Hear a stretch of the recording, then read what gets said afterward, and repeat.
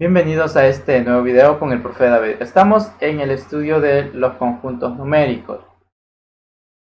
Para esto es necesario comprender qué son los conjuntos numéricos, hacer un recordatorio. Entonces, te voy a pedir que luego del tema desarrolles o expongas gráficamente los conjuntos numéricos. Aquí te los tengo preparados. Esta solamente es una representación de los conjuntos numéricos en el diagrama de Venn, en donde se muestra que cada conjunto está contenido en los otros conjuntos, o sea, llamándose un subconjunto. Por ejemplo, los números naturales están al centro, luego siguen los números enteros representados con la Z y los números racionales representados con Q. Pero el esquema que tú vas a hacer en tu cuaderno será este, así que si gustas ponle pause y lo haces en tu cuaderno. Los números naturales están al centro porque son los primeros y los principales. Y empezamos desde el 1, 2, 3. Luego le siguen los números enteros, que ya incluyen todos los números negativos, desde el menos infinito hasta los números positivos, llegando hasta el infinito, es decir, de manera indefinida. Pero siguen siendo números enteros. Luego los racionales ya implican fracciones. Y las fracciones muchas veces también implican números decimales. Así que una vez teniendo en cuenta eso, veamos lo que sigue. Si A y B son dos números, representan dos números naturales cualesquiera, en cuáles de las siguientes operaciones el resultado siempre es un número natural.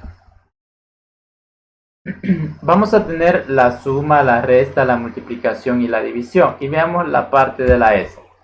La suma y la multiplicación, el A y el C, de dos números naturales siempre tienen como resultado un número natural, pero la resta y la división de dos números naturales no necesariamente tiene que dar como resultado un número natural.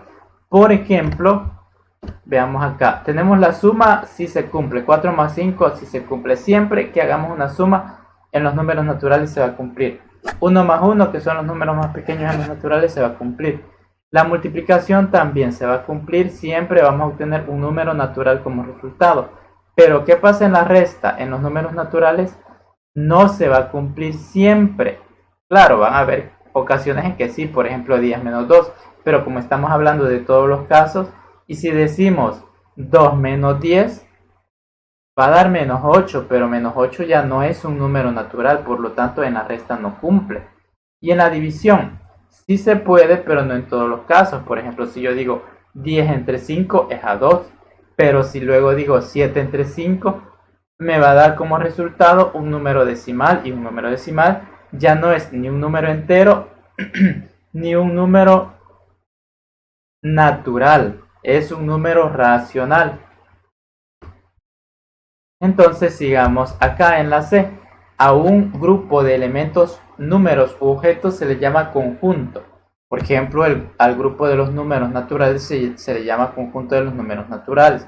En general, a un conjunto de números se le llama conjunto numérico. En el conjunto de los números naturales no siempre se pueden hacer las operaciones de resta y división, porque el resultado de ellas no necesariamente es un número natural. Por lo tanto, se hace necesario ampliar el conjunto de los números naturales. Luego viene un ejemplo. Resuelve qué conjunto de números debe agregarse a los números naturales para que la resta se pueda hacer siempre. Como vimos y dijimos anteriormente, al conjunto donde la resta sí se puede hacer es al conjunto de los números enteros.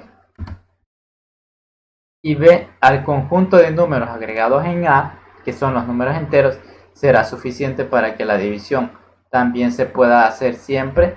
Como vimos anteriormente, no siempre se va a poder hacer una división, porque si tenemos la división 7 entre 5, no va a dar ni un número entero ni un número negativo positivo.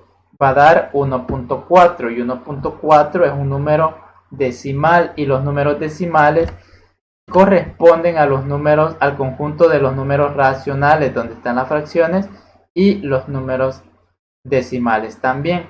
Por lo tanto, aquí la respuesta es que no siempre, no será suficiente, porque los números se pueden expresar como una fracción y las fracciones corresponden a los números racionales. Y aquí aparece otro esquema muy bien hecho.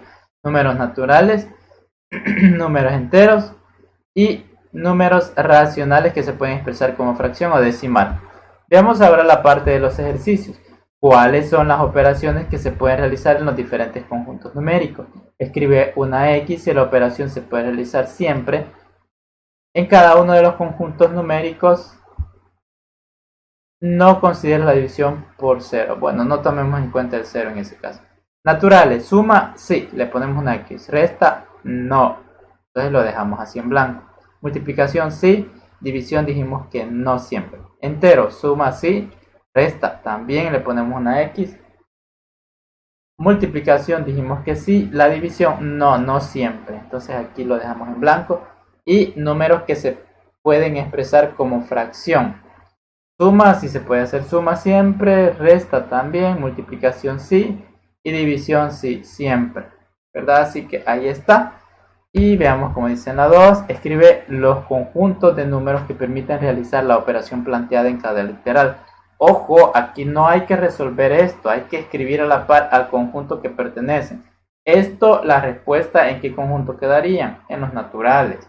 Esto, ¿en qué conjunto quedaría? Como ya lleva negativo, la respuesta quedaría en negativo. Los conjuntos enteros. Este, 9 menos 10 a un número menor, le quito uno mayor, quedaría en los conjuntos enteros. Y el D, pues ya sabrás tú en cuál queda. Así que tú lo completas, lo puedes escribir completo ahí en tu cuaderno. Así que llegamos al final de esta lección. Espero haberte ayudado y darte una mejor idea para que lo hayas comprendido y que te sirva en las próximas lecciones. Nos vemos hasta la próxima lección.